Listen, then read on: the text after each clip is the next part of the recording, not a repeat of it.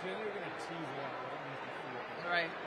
Good morning, everybody. Good morning. Good morning, everybody. Good morning. Please find a seat. You need an intro? You want me to intro? Okay. Good morning and welcome to our Budget Engagement Forum. This is our 11th year hosting these Budget Engagement Forums, which represent a very important piece or phase in how we formulate the budget. So I am going to talk briefly, just to give you a brief introduction, and then we're going to get right into talking about how we formulate the budget. I am joined today by the City Administrator, Kevin Donahue, the Budget Director, Jenny Reed, the Deputy Mayor, my Deputy Chief of Staff, Steve Walker. We're also joined by members of my cabinet. If you are a Bowser official, please stand up and be recognized. Thank you for being here.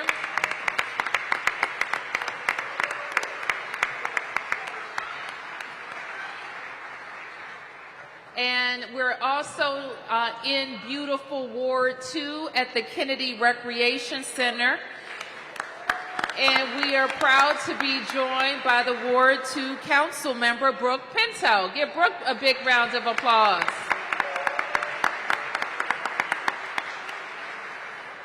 This is the third in our three-part series of budget engagement. We started this week with a senior town hall.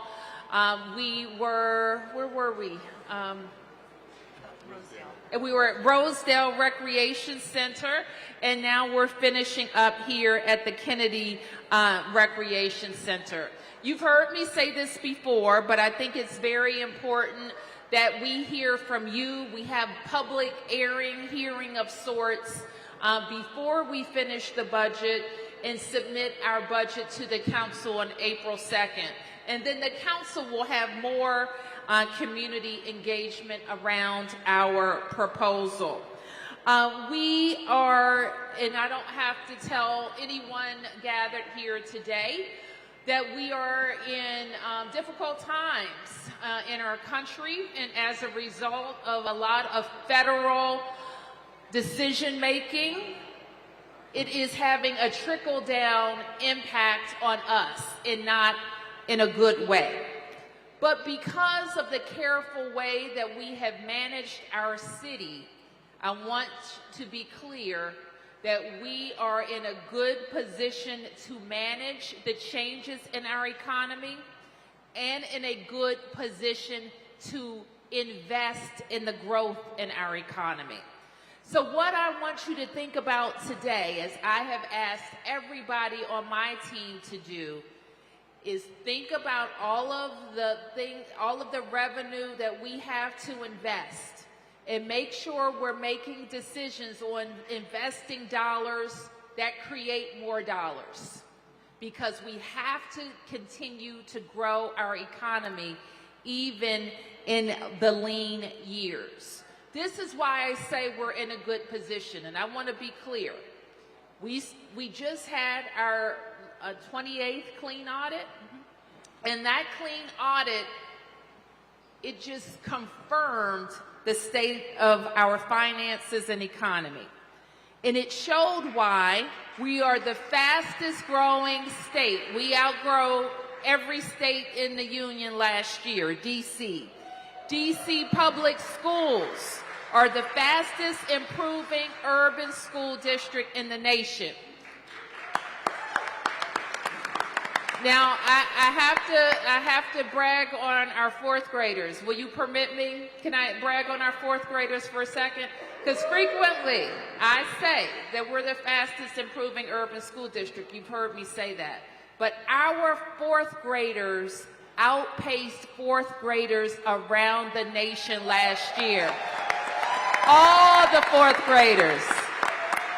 The urban, the suburban, the rural, they outpaced them all. And it didn't happen by accident. It happened because you allow us to invest in strategies that work.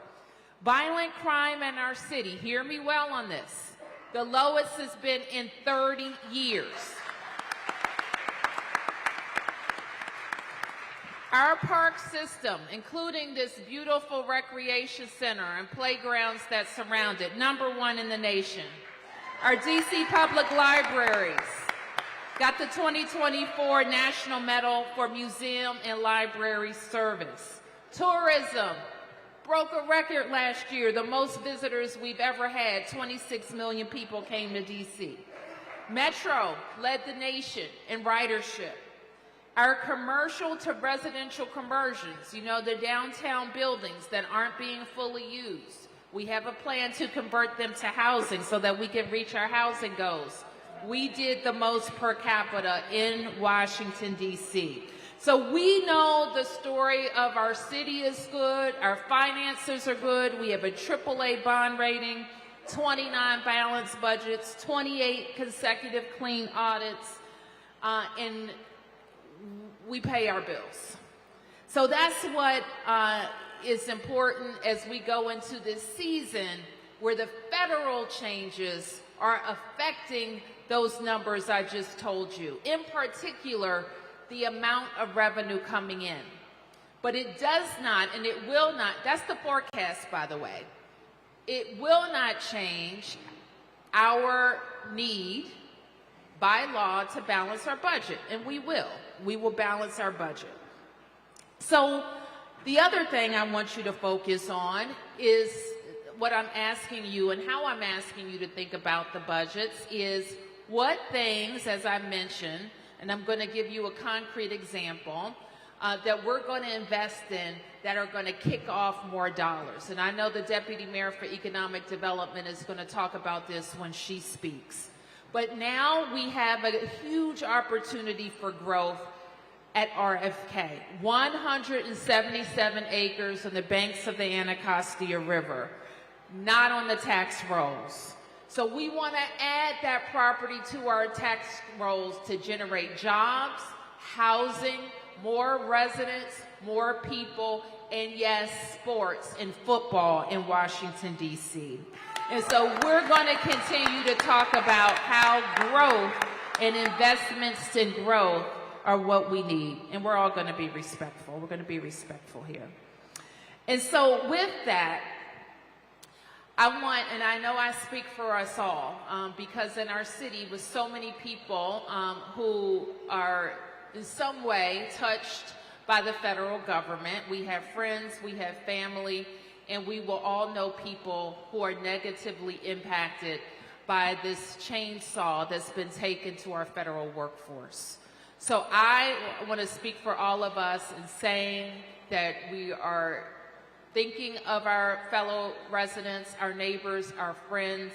We're working as a government to support them in every way that we can and working to minimize the impact on Washington, D.C. We know that more than 4 million people, 2.1 million people work for the federal government across America. And about 400,000 of them work in D.C., Maryland, or Virginia. And about 70,000 D.C. residents have one of those jobs. So it is inevitable that we won't know someone who's impacted. So we're going to stick together. We're going to do everything that we can locally to be supportive, and we're going to do everything that we can to get people on a sustainable trajectory. So with that, I'm going to call out that we have a website up, fedsupport.dc.gov, fedsupport.dc.gov, that is a compilation of resources.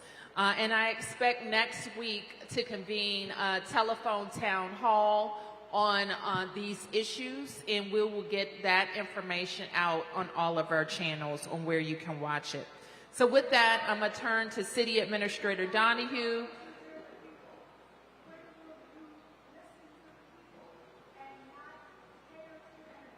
Can you, ma'am, you will have your opportunity to speak.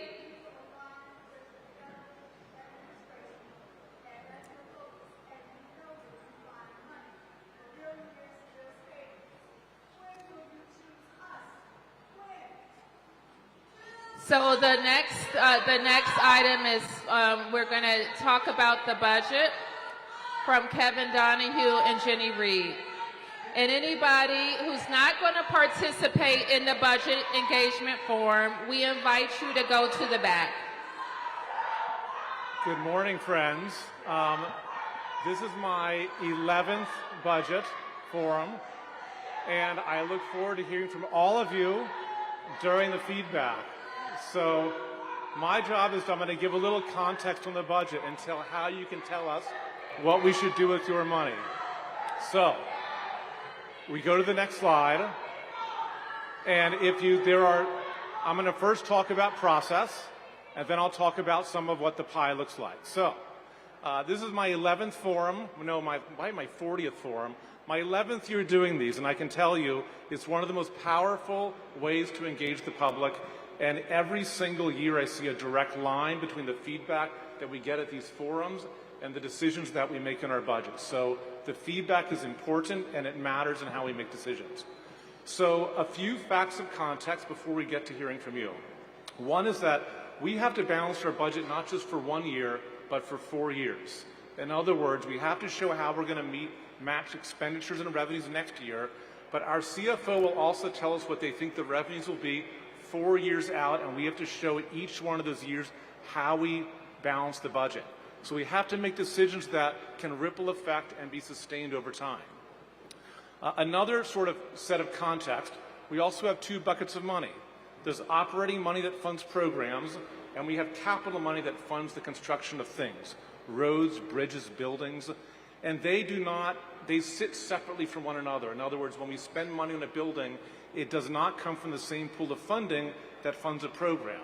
So we treat them differently when we do the budget. But we start the process in October, and we really look at one thing for several months, which is how much will it cost next year to do what we're doing this year. It always costs more next year. Inflation happens. We have workers with collective bargaining agreements that have pay increases. We have more demand in our system.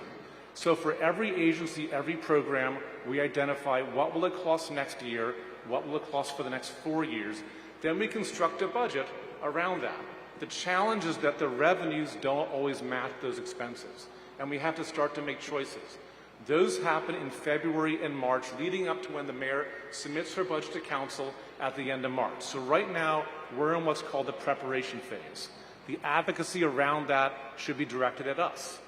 Starting around April 1st and then going to June 1st when the council votes on the budget, the advocacy is with the council. In other words, they have the budget and they hold hearings for the month of April, some in May, and that's when the council will then make changes to what the mayor submits, and then we'll vote to finalize the budget. So think of it, right now we're thinking about how we make those tough decisions. April and May, the council will make those tough decisions to finalize the budget. After it's finalized, we look at how well it's executed, and we hold people accountable for following through, that if we say we're going to do something in the budget, we do follow through with that. And that accountability creates lessons that we then take into effect when we start preparation the following year. So one more slide forward, I'll show you just what the pie looks like, and I'll be very brief, because you see most of it on the card in front of you. So you look at the right-hand side of this slide. The biggest thing that we spend money on in DC is health and human services. That is almost entirely made up of health care costs, particularly for the 300,000 residents who are on Medicaid, and homeless services. It also includes child family services and behavioral health. That's fully 1/3 of our budget. The second largest is something that is here, I think, somewhat bureaucratically called enterprise and financing. Think of this as the things that we must do by law that we cannot change. It includes paying our debt down when we borrow money. It includes paying workers that we have existing union agreements for. So we can't really change that. We can't lower it. It is what it is. Then we have education, which is 20% of our budget, and that includes both DC public schools, it also includes the charter schools, it also includes our superintendent's office. If you combine the right side of that, it will equal 75% of your taxpayer dollars go into healthcare, human services, education, and the things that we have no control over. The other 25% is literally everything else. So you can see on your card and your table, if you look at the tough choices, money is often connected to programs that we care about very deeply. The last thing I'll say before I turn it back to Steve Walker is that when I've done this for 11 years, if you were to have attended one 11 years ago in, say, 2015, that number in the middle would not have been $21 billion, it would have been $12 billion. So our budget has grown by almost $10 billion in 10 or 11 years. So the way for everyone to get, and this is sort of the cheat code of this discussion, the way for everyone to get what they feel like the city needs is to grow the size of the pie. And the way in which our human services budget has grown from about $2 billion to about $7 billion is not actually tax increases. It is by making sure we have more jobs, more visitors, our residents are doing better financially. That then leads to programs. So the last box that you see is not just how to make tough choices, but how can we grow the size of that pie more so those choices that you're making between the groups you don't have to make. Thank you very much for being here. I look forward to your feedback.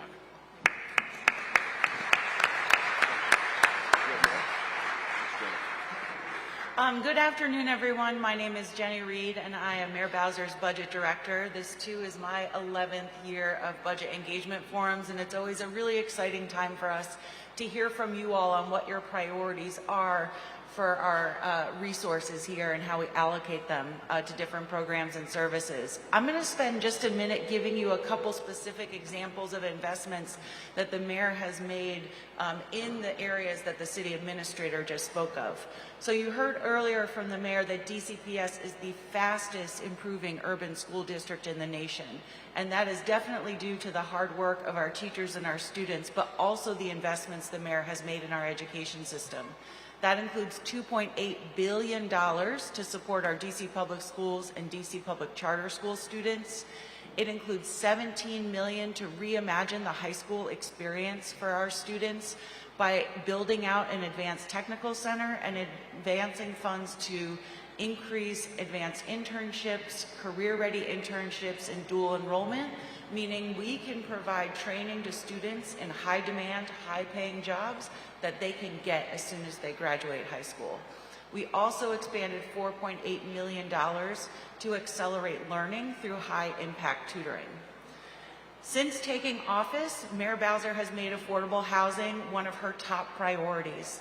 The 25 budget included $28 million to help low-income first-time homebuyers buy their first home in DC, $1 million to support families in making sure that their home stays in their family for generations to come, and over $100 million to rehabilitate and modernize public housing units that are managed by the Housing Authority across all 8 wards.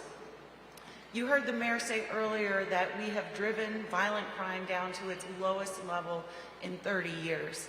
And that is because of the investments the mayor has made to put the DC police force on the path towards 4,000 sworn officers. But it also means providing opportunities for our youth through our ACE and PASS program with an investment of $7 million to help make sure that they have the supports they need to stay out of trouble. $4.8 million for life-saving equipment for our fire and emergency medical services department, and nearly $4 million to help MPD fight crime through crime-fighting technology. Economic opportunity is obviously a big focus of ours as we think about how to grow that pie. One of the big investments in this year's budget is $515 million to support a renovation of the Capital One Arena, which will allow the Washington Wizards, Washington Capitals, and Mystics to remain right here in Washington, D.C., where they belong. $7 million will help make it easier to open and maintain a business by streamlining the licensing process. And $3 million will help continue to support community organizations across the city hold festivals and events. You heard the city administrator talk about health and human services and how that is the largest share of our budget. That includes funding and investments of opening new non-congregate shelters to help support residents experiencing homelessness. So $13 million was invested to bring on the Aston and East Street shelters here in our city. Yes.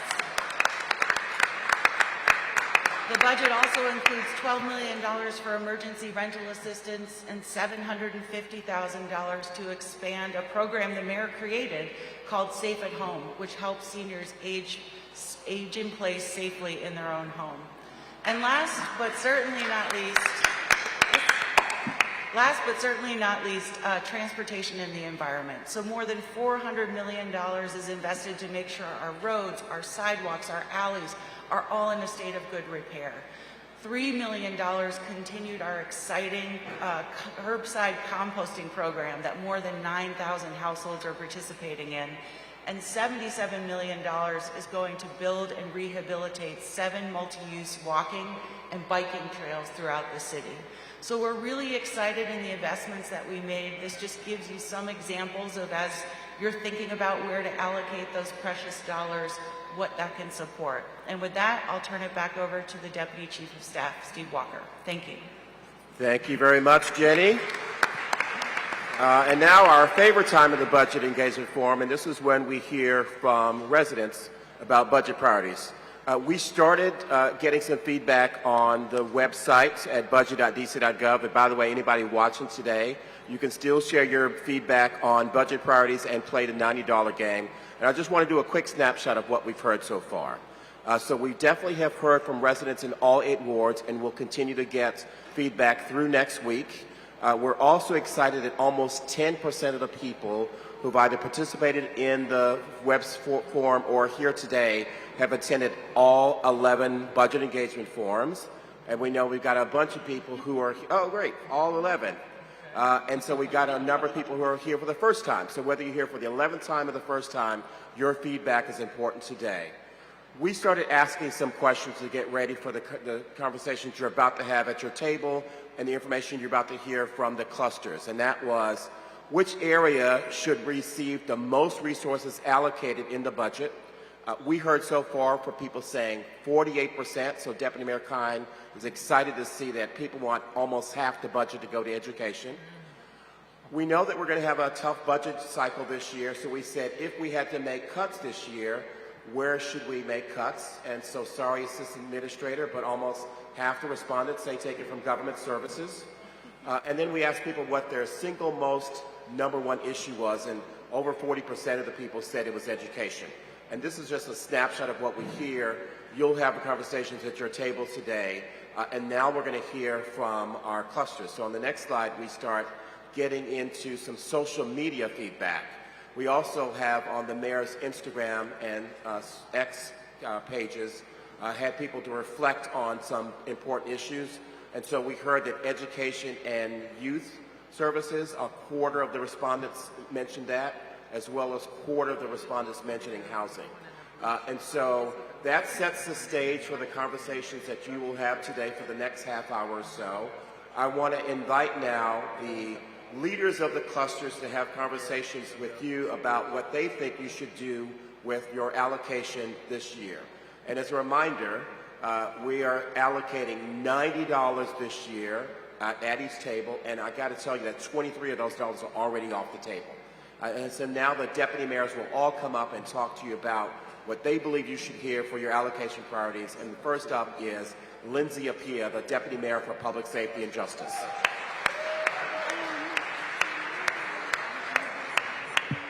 Oh, good afternoon, everybody. It's good to see so many people out on a beautiful day. So I'm Lindsay Appiah. I'm the Deputy Mayor for Public Safety and Justice. And one of the things I think anybody would say who talks to me is I always start by saying thank you.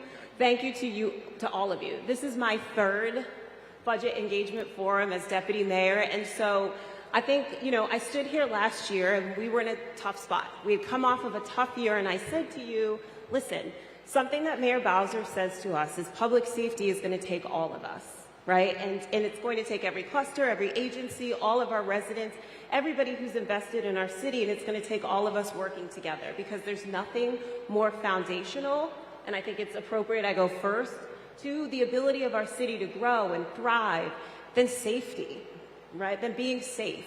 And so because you invested last year, and because of the investments that were made in PSJ, we did that together, right? Like you saw that violent crime was the lowest that it's been in 30 years. And this year, today, we're down 28% on top of that.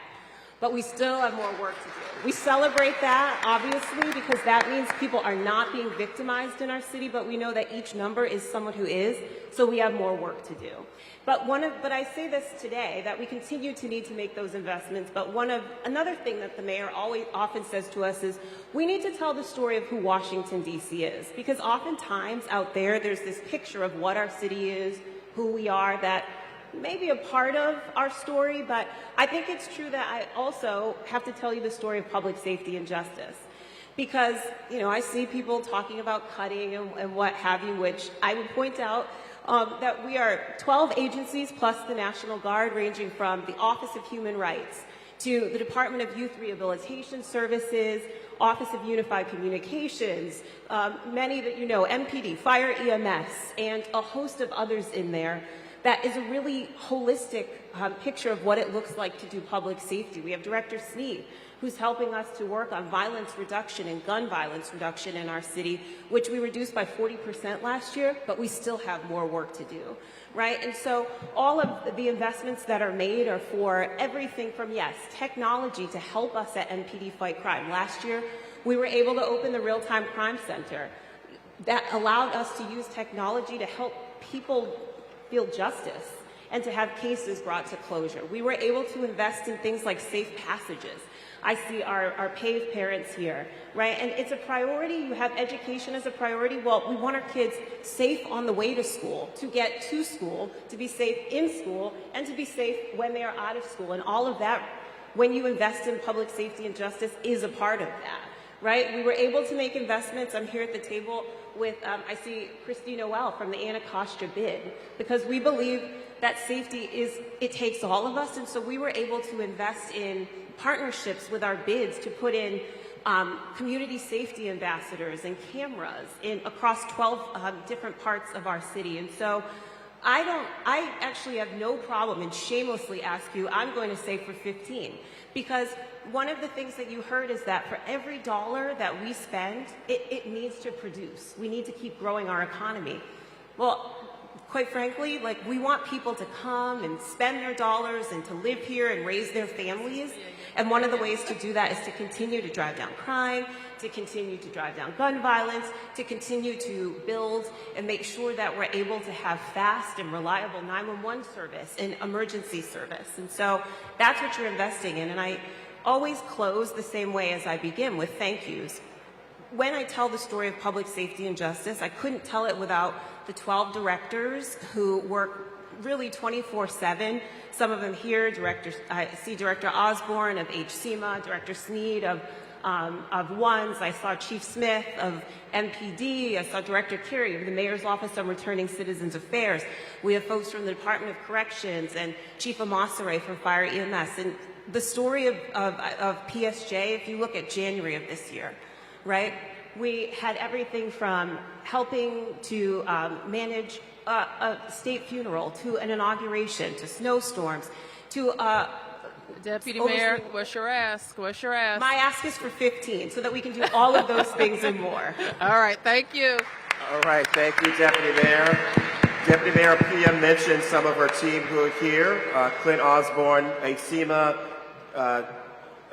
Chief Smith is here, as well as Quelly Steve from the WONS office. And now we're going to hear from the Deputy Mayor for Planning and Economic Development, Nina Albert. Good morning, everybody. Good morning. Is this working? Oh, it is.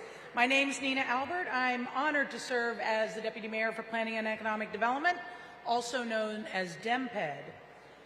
First, Deputy Mayor Pia, $15. That's really sticking in my mind because I haven't asked too. But before I get going with my pitch, I'd really like to shout out and say also my thank yous to all of the amazing directors that are within the DEMPED cluster. So within DEMPED, everything is about, what serves business, what builds more housing, and what attracts more retail and catalyzes the economy. So we have the Department of Buildings, we have the Department of Housing and Community Development, We have the Department of Insurance, Securities, and Banking, a little-known agency. Department of Licensing and Consumer Affairs, Consumer Protection, so that if you are somebody who has a complaint about how a business is doing, or if you're a business who's seeking a license, this is the agency that reconciles and serves that customer base. We also, within our cluster, have the Department of Small and Local Business Development. So all of those grants and support for the Certified Business Enterprise Program, as well as support for retail corridors, that's really coming from that department. Then we got a fun one, the Office of Cable, Television, Film, Music, and Entertainment. So when Captain America is filmed in Washington, D.C., these guys are the ones who manage that, as well as do many other things. Our gentleman here who's filming us today. And then last but not least is the Office of Planning, who is really looking out at the future of what neighborhoods, how they might evolve, how they become more equitable and inclusive, and how we serve them with great city services. So now that you have a little bit of understanding about who's in the cluster, I want to talk to you about what economic development is. Economic development is the moneymaker for the city. So we're the tip of the spear. We're going out and attracting businesses so that we can create more jobs for the city, which creates more income tax for the city, and jobs for people, obviously. We also are building more housing.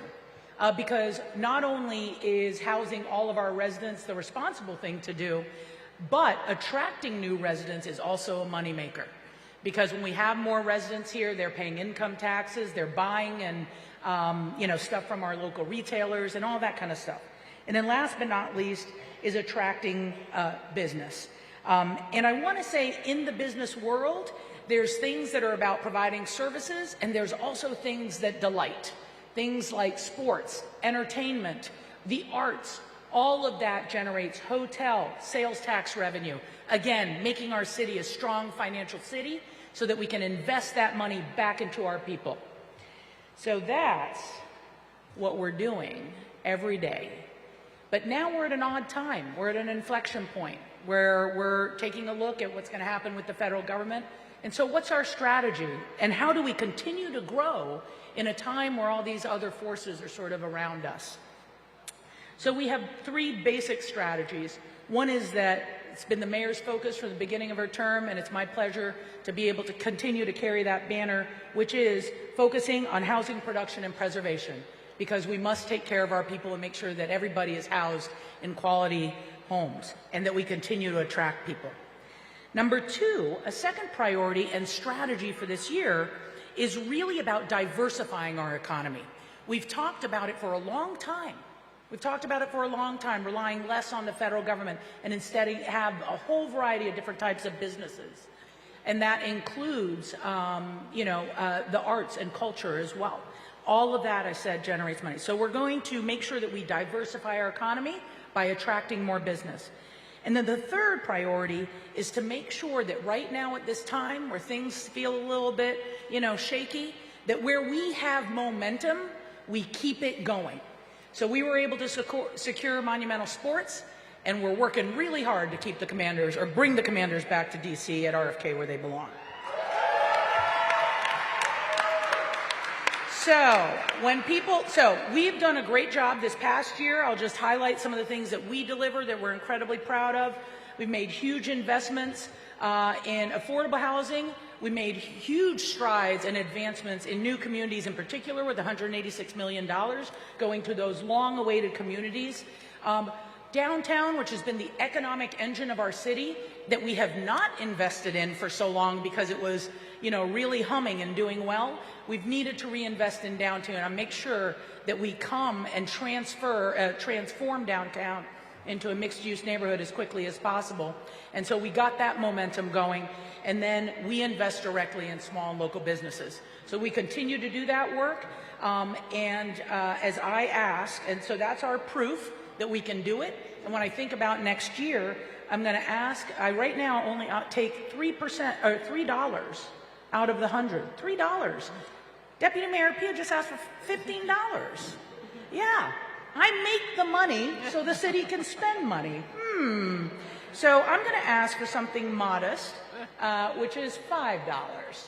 And I'm also going to explain one really important concept. As we talk, and as you're talking about the budget as we go forward here, I'm not asking for so much money on the operating budget side because I don't need it on that side. How we deliver something like RFK is because we spend on the capital budget side. The two are two different budgets that don't commingle. So we can do both, which is provide services for our city and invest in growth. Thank you. All right. Thank you very much, Deputy Mayor. The Deputy Mayor mentioned members of her team: Colleen Green, the Director of Housing and Community Development at table 13, Anita Kozar, the Director of Planning at 11, Rosemary Suggs-Evans, Director of the DSLBD at 27, and standing in front of us now, the Deputy Mayor for Education, Paul Kine. Well, I think we can start off by admitting amongst friends that I am indeed the cluster you've all been waiting for. Schools, parks and recreation, libraries. Who doesn't love libraries? Job training. And I have one simple request for you. Please give us the same again as what we have this year. That's $20 of your $90. Why should you do this? You should do this because you know we will spend your money well. Just look at the facts. You don't have to believe me. Look at the facts. Number one, students are learning more. On our nation's report card recently, DC was one of the only places in the country to see improvements. And did you know that in DCPS, specifically in DCPS, we have essentially achieved recovery from the pandemic? We've achieved recovery.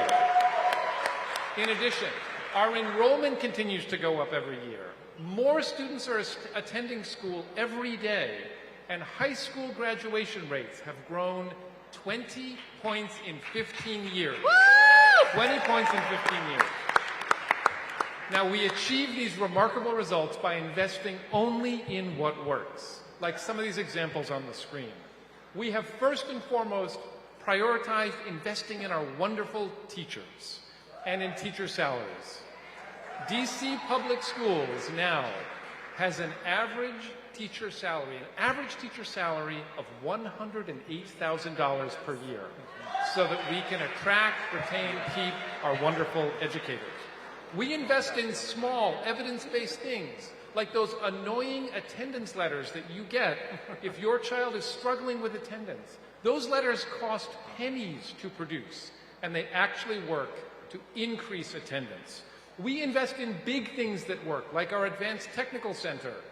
Public high school students from all over the city go and learn cybersecurity and health sciences, and we have awarded 3,500 college credits to those students in cyber and health sciences.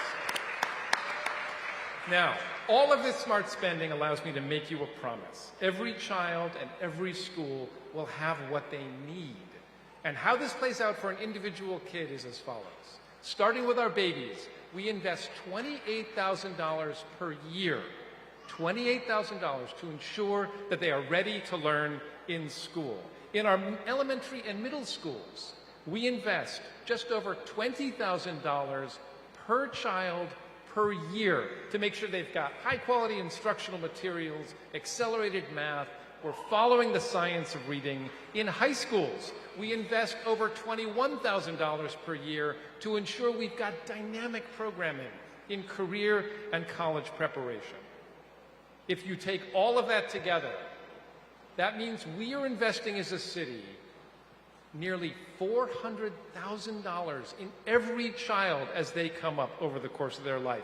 And that does not even include the Summer Youth Employment Program, Department of Parks and Rec summer programming, our library programming, our phenomenal out-of-school time programming, or the University of the District of Columbia. It does not include all of the incredible workforce training that we do to help as residents upskill or reskill. Very important right now.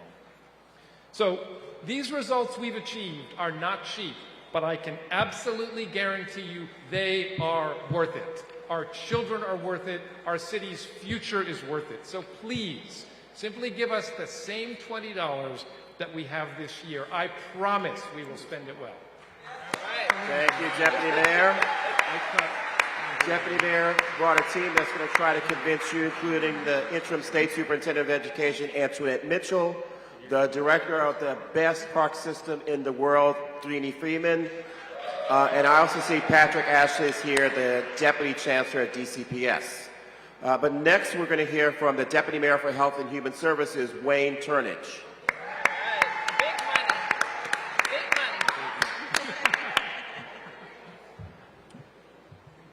Good morning.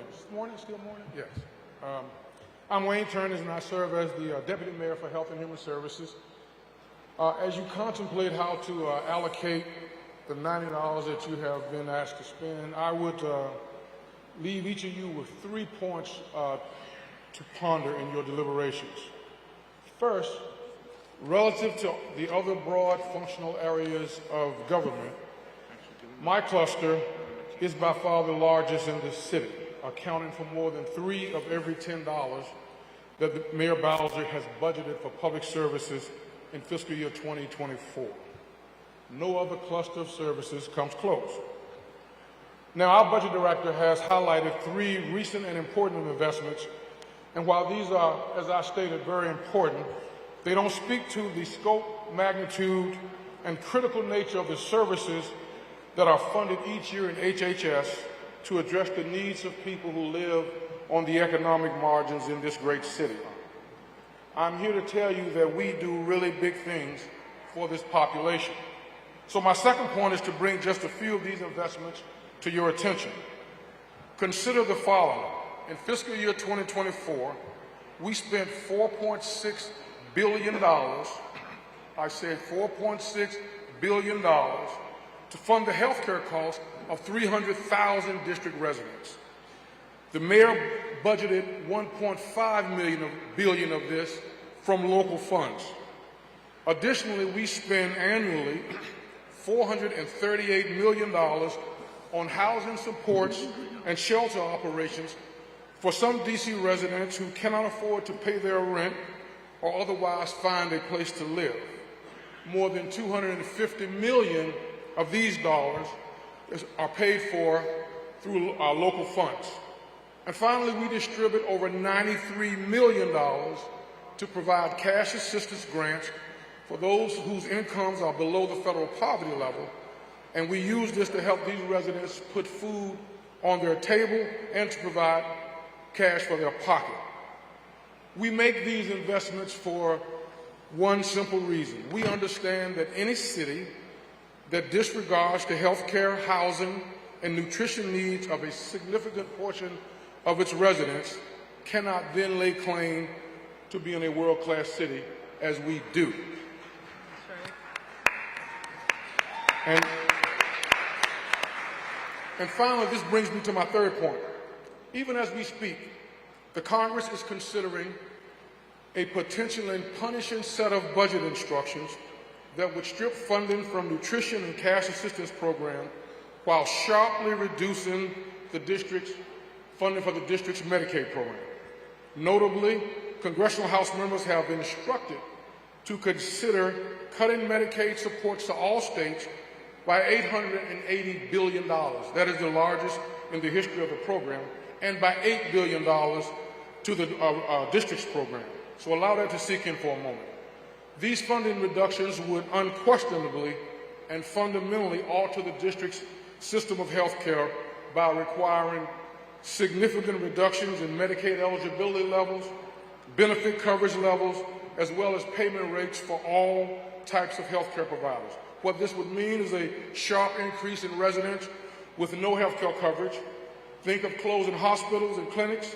Think of perpetually crowded emergency rooms. Think of untreated chronic illnesses among our residents. Think of family nutritional gaps, and think of rising public safety issues. So to avoid these problems, we need the revenue growth that emanates from the power of economic development projects like those that have been discussed by the mayor and the deputy mayor of economic development this morning. It is a simple equation, folks. Cities that do not grow economically will perish. Thank you. Amen. All right. Thank you very much, Deputy Mayor Turnage. And like the other deputy mayors, he brought a team to help convince you to keep the $32. Dr. Ayanna Bennett at table number 10 from DC Health. Sharon Hines, the director of the Department of Aging and Community Living at table 16. Andrew Reese, the director of the Department of Disability Services at table 24. And the interim director of Child and Family Services Agency, Tanya Trice, is sitting at table number 28. And now we're going to turn to the government operations. And first up is Rachel Joseph, the director of Sustainable Urban Infrastructure in the Office of the City Administrator.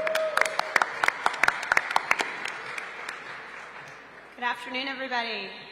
As Steve said, I'm Rachel Joseph. I'm the Director of Sustainable Urban Infrastructure, and I'm going to keep this very short and very sweet. I'm here to represent a small but mighty cluster of agencies, the Departments of Public Works, Transportation, and Energy and the Environment. These 3 agencies represent less than 10% of the total operating budget, but touch every single one of you in this room. We collect the trash, the recycling, the compost, leaves, and Christmas trees. How many of you rode a bike to get here? How many of you took the bus or the metro? How many of you drove a car? How many of you walked? We salt and brine the streets and plow the snow to ensure that businesses and schools can remain open. We ensure that the streets and trails on which your families drive, bike, or take public transit are consistently clean, accessible, and safe. We protect the air we all breathe and the waterways surrounding our city. We need just a modest $2 more to ensure that funds are appropriately allocated to continue the great work that you all and the nation have seen from us every single day.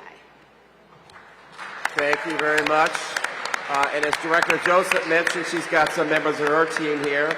Director of DDOT, Sharon Kirschbaum, is at table 20. And I see to my right, Richard Jackson, the Director of the Department of Energy and Environment. And to close out this section will be Dr. Chris Rodriguez, the Assistant City Administrator.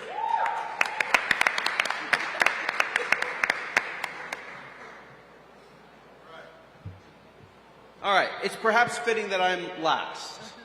And if you are all sort of have ideas, different ideas about what clusters you're going to fund, then why not fund the cluster that supports them all, which is government operations. Now, who takes Ubers? Who's been to the DMV? Who likes modernized websites for city services? All right. Who likes nice rec centers? Nice pools, nice schools? Even if the answer to those questions is I don't or I'm not happy with it, you still got to fund GovOps because we're the ones that make all those other things work. So what I'm asking for today is $3 more. You have $6 on your cards. If you could give us $9, that would be great. Because remember, if you can't do the little things right, you're never going to be able to do the big things. Thank you. Thank you very much, Dr. Rodriguez. And now it's your turn. So we're going to now turn to the tables, and table captains will help you lead the conversation of the $90 game. Each one of you have it in front of you individually. You're going to work collectively as a table. And by the way, $23 of that $90 is already gone. So you have $67 to allocate for public safety, education, government operations, housing and economic development, infrastructure and environment, and health and human services. You've had deputy mayors ask you for more. No one asked you for less. And so now we're going to have you work together as a team. We're going to do that for the next 20 minutes or so. We're going to come around and listen to some of those conversations. All the directors who are here are going to circle around. And so we'll reconvene in about 25 minutes. Thank you.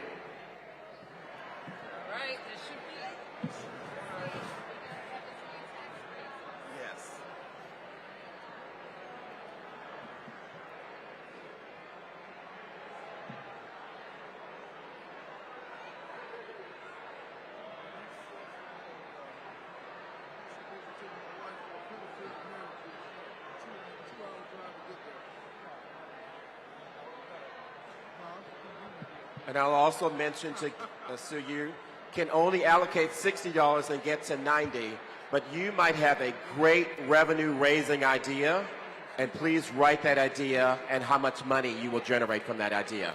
So table captains, we'll turn it over to you, and we will reconvene in about 20 minutes.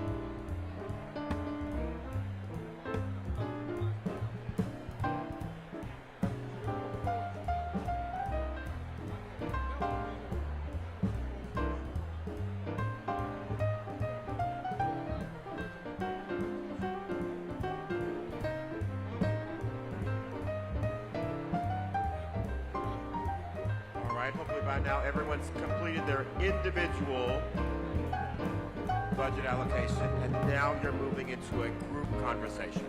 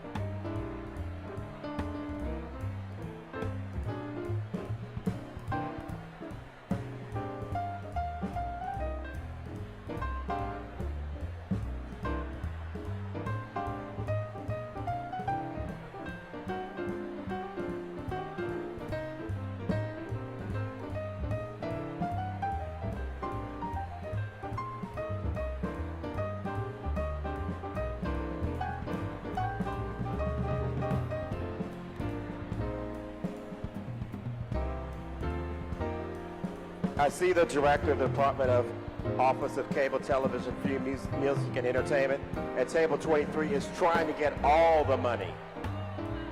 All of it. Deputy Mayor Albert will be proud.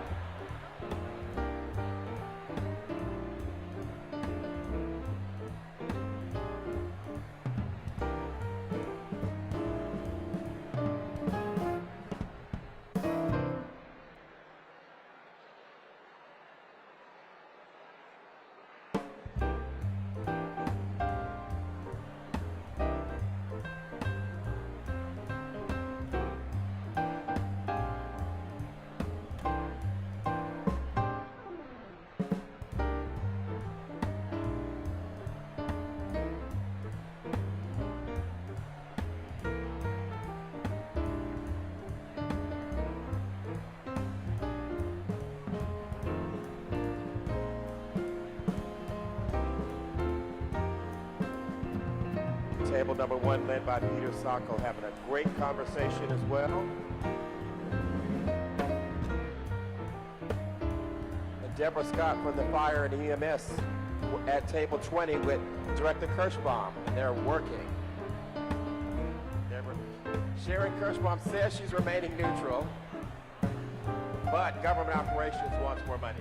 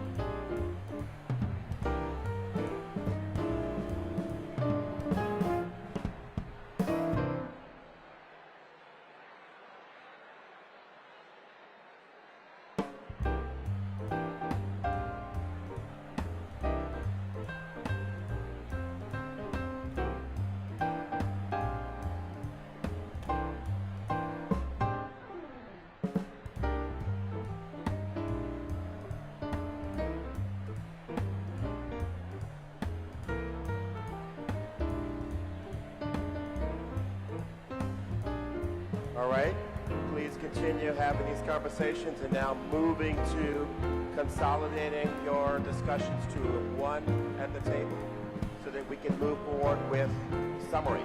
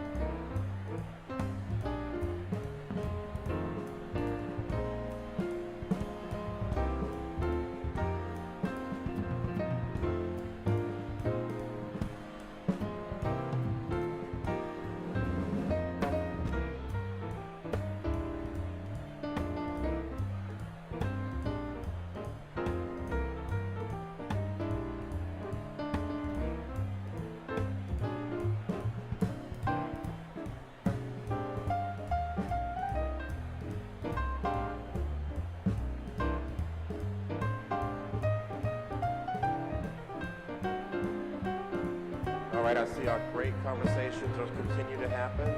And now we're starting to have conversation as a table. About 10 minutes or so, we're going to reconvene as a full group.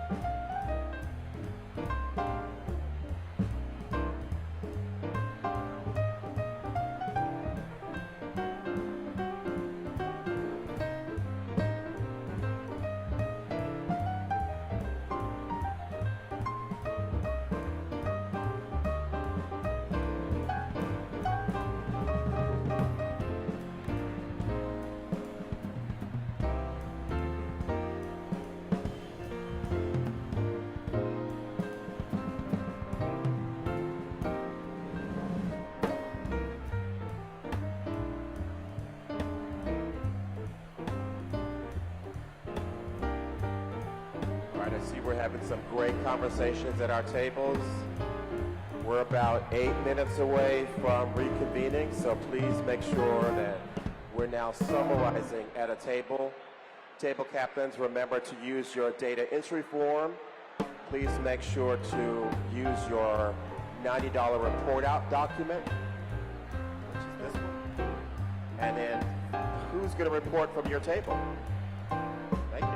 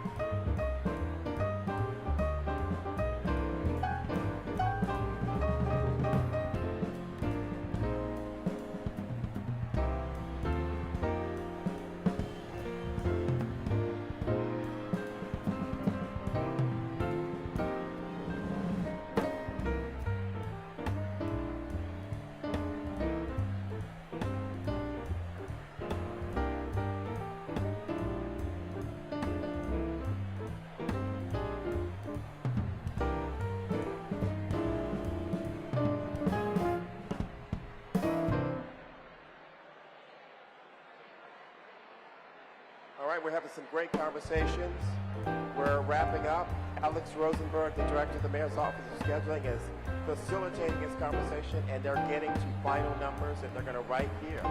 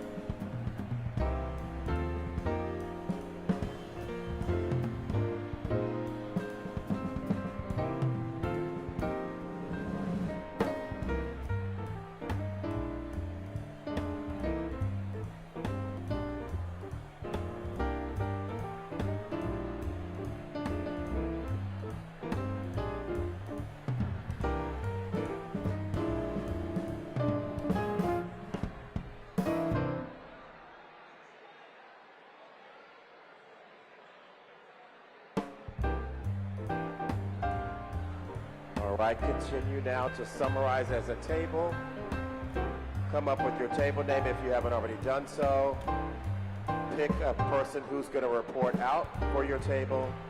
And in about 6 minutes or less, we want to hear from the most excited and the best table who has great ideas, like Quelly Sneed, the director of the One's office at table 26. It looks like they're wrapping up.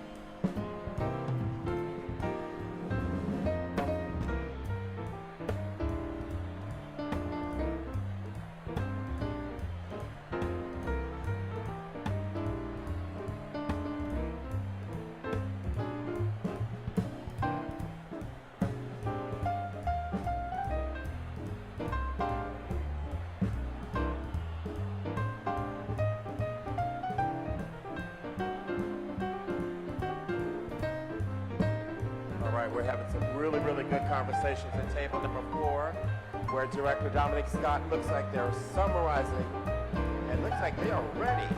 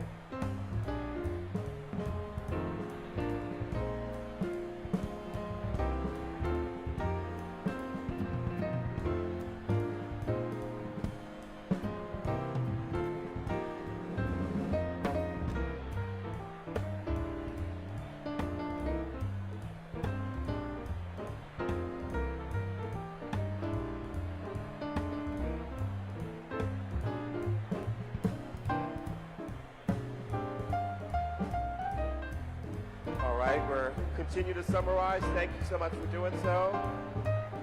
We're going to be reconvening as a unit shortly.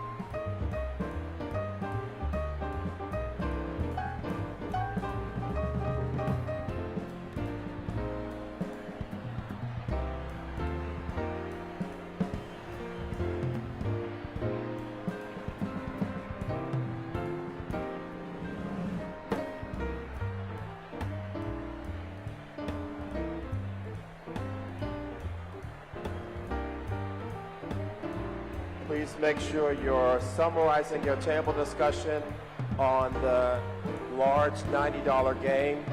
Table captains, make sure you're also entering data in the system. For everyone here, immediately after the event, please go to budget.dc.gov, where you will find both the presentation from today and a summary of our meeting. And please also share with your friends and neighbors to make sure that they can share their budget priorities as well.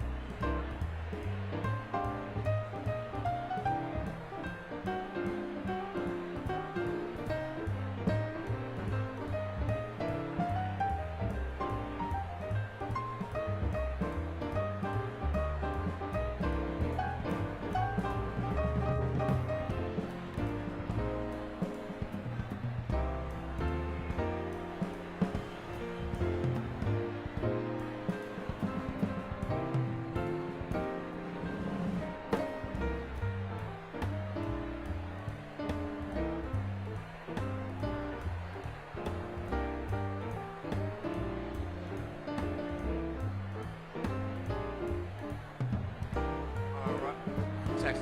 All right, we're about 90 seconds away from reconvening. So City Administrator, Budget Director, Jenny Reed, and City Administrator Donahue, if we can have you.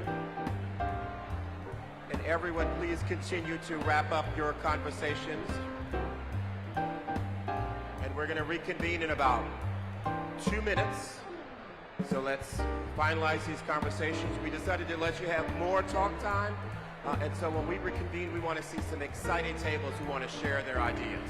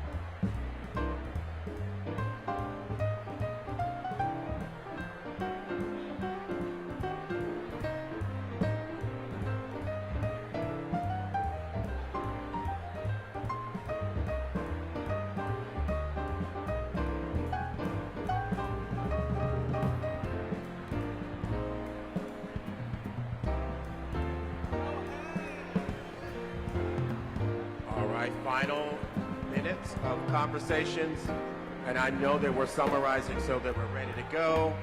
Table captains, as a reminder, enter the data both on your large $90 game card and using the QR code to enter data. So table captains, make sure you're entering data 2 places. Hard card for the readout and the digital form online.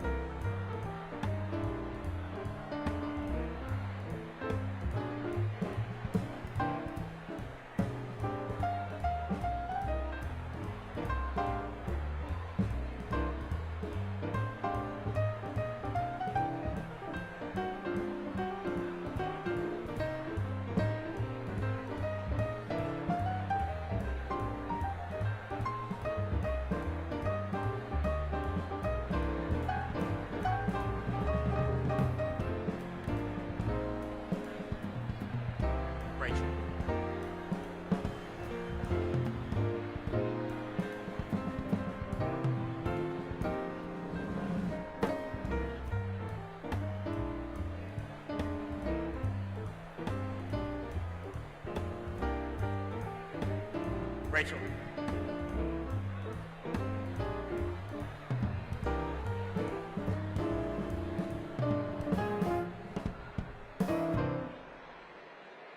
All right, we're going to hear from some tables really quickly. Please make sure you have summarized on your $90 large report out card that should have your table number, your team name, and your budget allocations. Table captains, please make sure you have also entered that into the QR code for the data collection.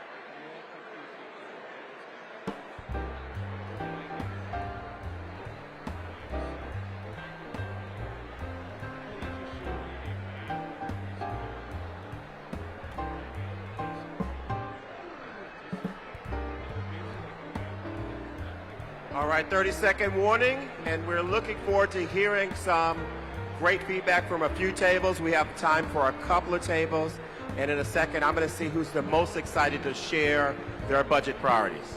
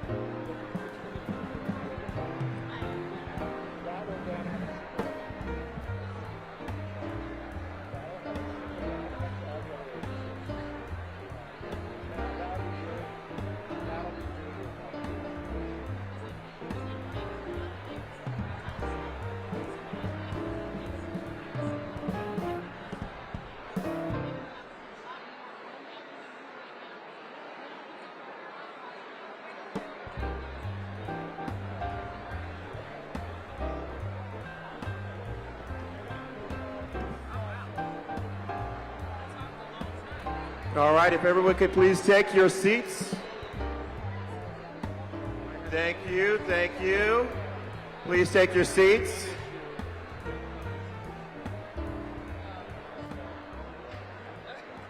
Who's ready to share their feedback? Who's excited to share feedback?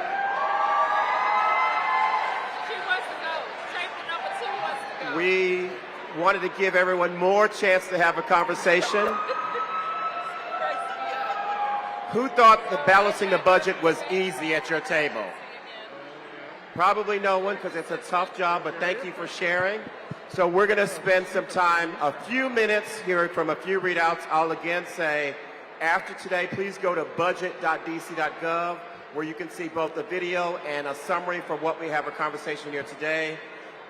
If everyone could please, we're going to hear from tables. Who's excited?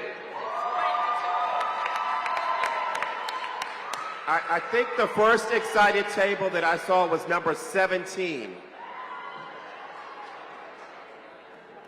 So let's hear your team name and your budget readout in 10 seconds. Good afternoon, all of you wonderful people. We're here representing Table 17, Wards 1, 5, 3, and 7. My name is Betty Davis. I'm from Ward 1, and after some compromising, we came up with our budget.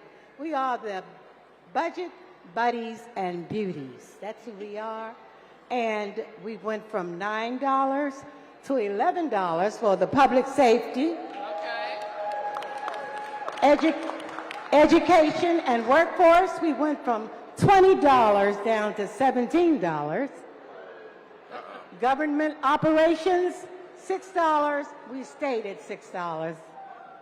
Housing and economic development, $3, and we gave them $1, $4.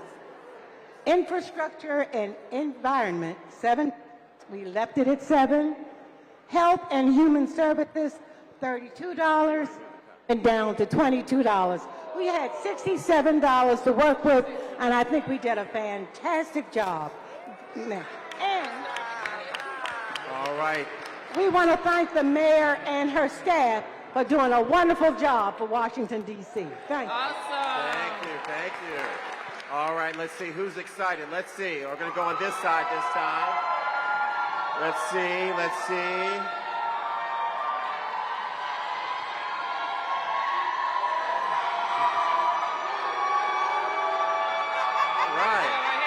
All right, number 10, Okay. number 10, number 10. Go 10. Oh, there was...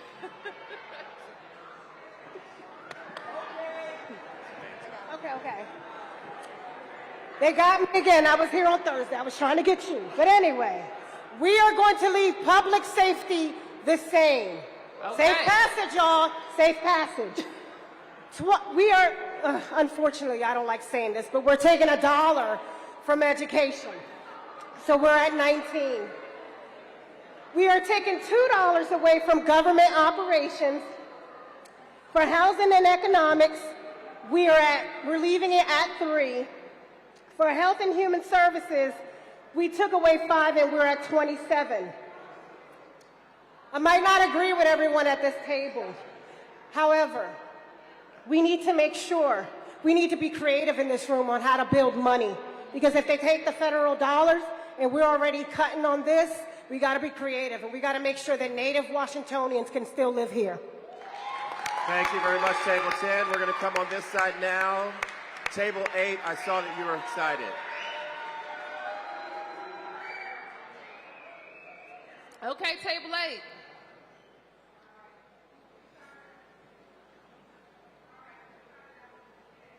Mike. We'll get your mic working. Okay. Here we come.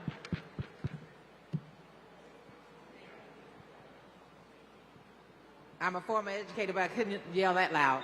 So we started out looking at ways to raise revenues. One was to increase property taxes on homes over $5 million, to increase income tax on earners over $500,000, to look at pilot, which is pay in lieu of taxes on private universities. Those are the ways that we can raise revenue. So we took $1 away from public safety, made it 8. We kept education safe. We kept government operations safe. We added $1 to housing and economic development because they have been shortchanged for over the last couple of years. Infrastructure, we took away $1. We left health and human services at 32. And I'd say this for everyone that's thinking about cutting education and increasing public safety, if we don't educate them, you will incarcerate them. So put your money where it counts.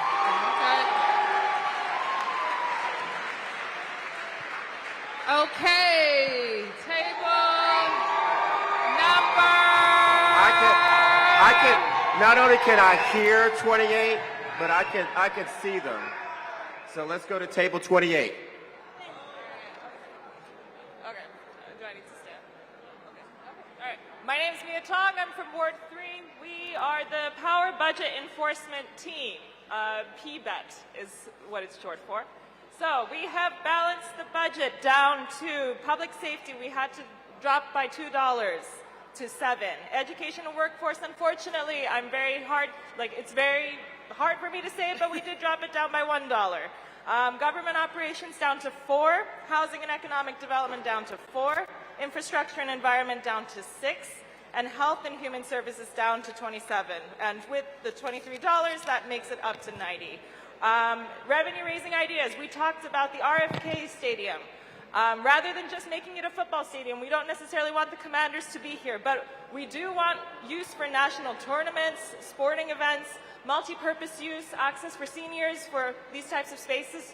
These are the opportunities that people will be able to come into the city to be able to stay in the city and to boost the local economy without necessarily making it a harder for traffic in the areas. So that's one of the ideas that we had there. We also talked about cost savings. So if there are, within the different budgets, given that we're having to cut the budget, within the different budgets, there are ways to cost save. So we need to be looking at those as well.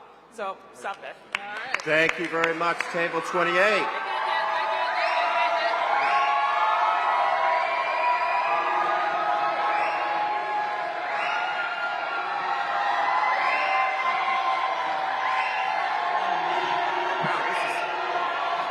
Great. Thank you so much for your excitement. I'll remind you at budget.dc.gov we'll have these summaries. And we always like to recognize Miss District of Columbia, so we're going to go to table number 3.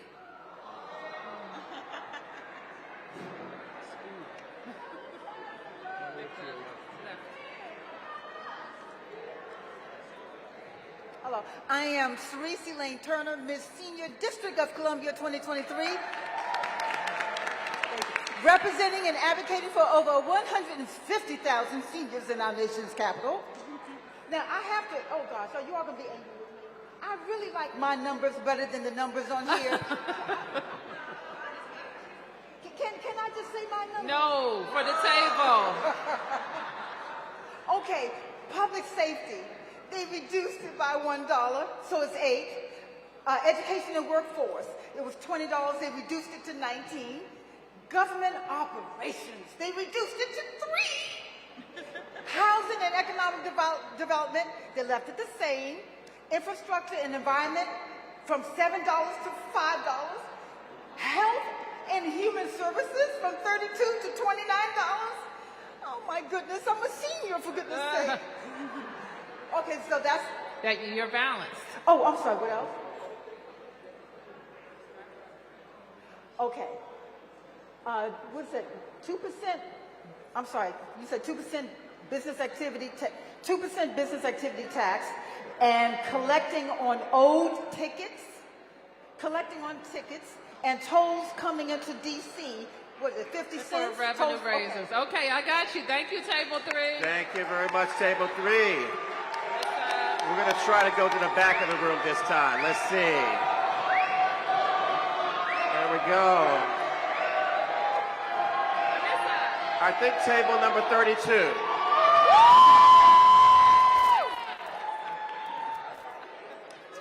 All right. Hi, everyone. My name is Ruth, La Soissons Eiffel. They called it the Grade 8 budget debate. We don't know why. We from Ward 7 over here. Proud, loud and proud. Okay, so really quickly, our philosophy on this is that we know that the majority of crime comes from economic issues, the majority of crime. So we did take $1 off of public safety, made that 8. We took nothing from education and workforce, that's 20. Big ups. $1 off of government operations. Keep listening. We added $3 though to housing and economic development. We took $2 from infrastructure and environment, and then we left health and human services at 32. Now, we do have one great idea. We did go over by a couple of dollars. So our great idea is that we will institute a congestion tax for all shared rides that are premium and all corporate accounts that have shared rides that are premium as well. You got it. Thank you very much, table 32. Last one, best one.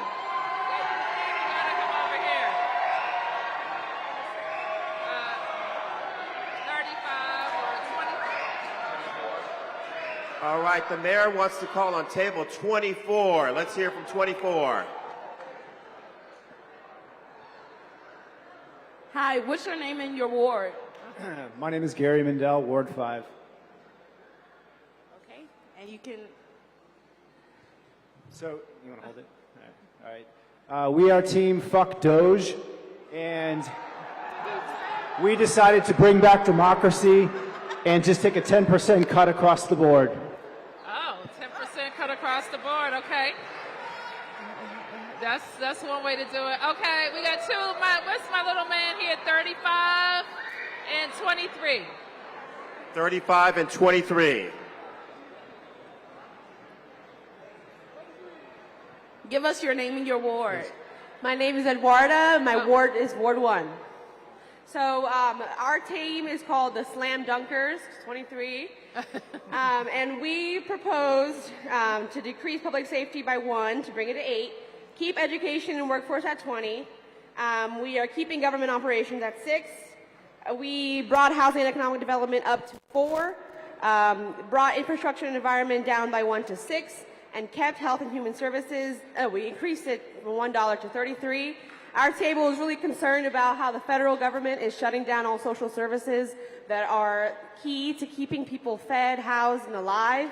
And we really think that it's really important for DC to make sure we're not decreasing those health and human services as well, and we need to be filling in the gap from the federal government. And we also put in here some plans for revenue raising. We put in the All In for DC plan from Just Recovery that will be increasing some fair taxes, mansion tax, millionaire tax, like another table said, and raising taxes on capital gains. We also said attracting business to DC and making retail shopping attractive. That will increase our revenue. All right. Well, give yourselves a round of applause, DC. We're going to have to wrap up this session, but we learned a lot in talking to you. I hope you've had an opportunity to talk to a lot of the directors and my staff who are working on these issues each and every day. We're grateful for Councilmember Pinto for joining us. And I want to invite you to stay tuned for more information on a teletown hall that we will do around supporting our federal workforce. So with that, we're going to get to work on this budget, and we'll make our budget presentation to the council in April. Thank you, everybody.